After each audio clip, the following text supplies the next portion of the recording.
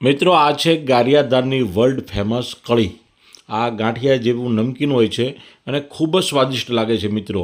અને ગારિયાધાર સિવાય ક્યાંય મળતી નથી। ગારિયાધારમાં અનેક દુકાનોમાં કળી બનાવવામાં આવે છે અને આ કળી ખાવાની તો મજા આવે છે, નાસ્તામાં મજા આવે છે, પરંતુ આનું શાક પણ ખૂબ જ સરસ બને છે। જે આપણે રેગ્યુલર ગાંઠિયાનું શાક બનાવીએ તેના કરતાં કળીનું શાક ખૂબ જ સ્વાદિષ્ટ બને છે। પહેલાં આપણે લસણને ફોલી લીધું છે અને એને ક્રશ કરી લઈશું અને ત્યારબાદ આપણે કળીનું શાક વઘારી લેવાનું છે। તો આપણે 1 ચમચો તેલ લીધું છે, એમાં અડધી ચમચી જીરું એડ કર્યું છે।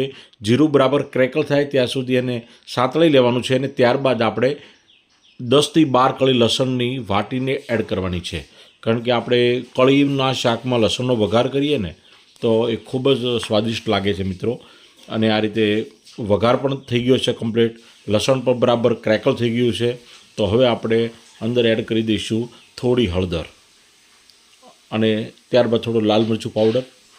હું કશ્મીરી લાલ મરચું પાવડર એડ કરું છું અને થોડો ધાણા જીરું પાવડર। ગેસની ફ્લેમ લો રાખેલી છે અને આ રીતે આપણે આ બધા જ મસાલાને બરાબર શેકી લેવાના છે, બરાબર કૂક કરી લેવાના છે, બળી ન જાય એનો ખાસ ખ્યાલ રાખવાનો છે। હવે એક મોટા ટમેટાને સમારીને અંદર એડ કરી દેવાનું છે અને એને પણ બરાબર આ મસાલા સાથે સાતળી લેવાનું। ગેસની ફ્લેમ થોડી આપણે હાઈ કરી દઈશું। હવે સ્વાદ મુજબ મીઠું એડ કરી દેવાનું છે। મીઠું એડ કરવાથી ટમેટા બિલકુલ સોફ્ટ થઈ જશે, તો ત્યાં સુધી આપણે એને સાતળી લેવાના છે। ટમેટા એકદમ સોફ્ટ થઈ ગયા છે, તેલ પણ અલગ દેખાવા માંડ્યું છે અને હવે આપણે એડ કરી દઈશું લીલા મરચાં।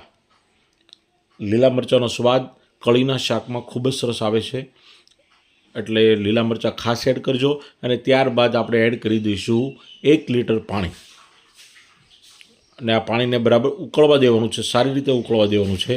થોડી આપણે ખાંડ એડ કરી છે ગળપણ માટે, તમને ગળપણ પસંદ ન હોય તો સ્કીપ કરી શકો છો। અને ત્યારબાદ 1 થી 1.5 કપ ગારિયાધારની કળી એડ કરવાની છે।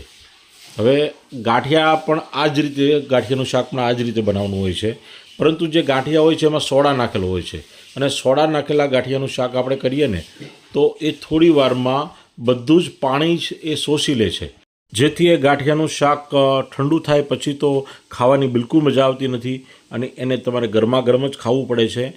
જેથી આ કળીનું શાક છે એ ઠંડુ થયા પછી પણ તમે ફરી ગરમ કરીને પણ ખાઈ શકો છો અને આ શાકમાં રસો આવો ને આવો રહે છે અને ખૂબ જ ટેસ્ટી લાગે છે। હવે આપણે સ્વાદ મુજબ કોથમીર એડ કરી દઈશું।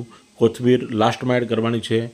હવે આ શાકને આપણે 5 મિનિટ માટે ઉકાળી લેવાનું છે, ધીમા તાપે ઉકાળવાનું છે। 5 મિનિટ સુધી એને હલાવતા રહીશું, પરંતુ કળીમાં શેપમાં બિલકુલ ફેરફાર નહીં થાય। એટલા માટે જો હું કહું છું કે ગારિયાધારની કળીનું શાક ખૂબ જ ટેસ્ટી લાગે છે, ખાવાની ખૂબ જ મજા પડે છે। અને આમાં તમે સ્વાદ મુજબ બીજા પણ મસાલા એડ કરી શકો છો। કોઈને જો ગરમ મસાલો પસંદ હોય તો એ પણ તમે અડધીથી પણ ઓછી ચમચી ગરમ મસાલો એડ કરી શકો છો। તો આ રીતે આપણું એકદમ રસાવાળું સરસ મજાનું ગારિયાધારની કળીનું શાક બનીને તૈયાર થઈ ગયું છે। એમાં ટમેટાની ખટાશ છે, થોડી તીખાશ છે અને સાથે થોડું ગળપણ એડ કર્યું છે અને બાજરાના રોટલા સાથે ખાવાની ખૂબ મજા આવે છે મિત્રો।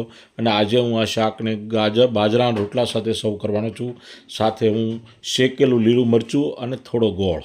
તો મિત્રો આ રીતે મારી ડીશ બનીને તૈયાર થઈ ગઈ છે।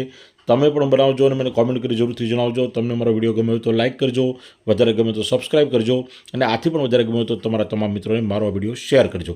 મળતા રહેશું નવા વિડીયો સાથે। જય હિન્દ, જય જય ગરવી ગુજરાત।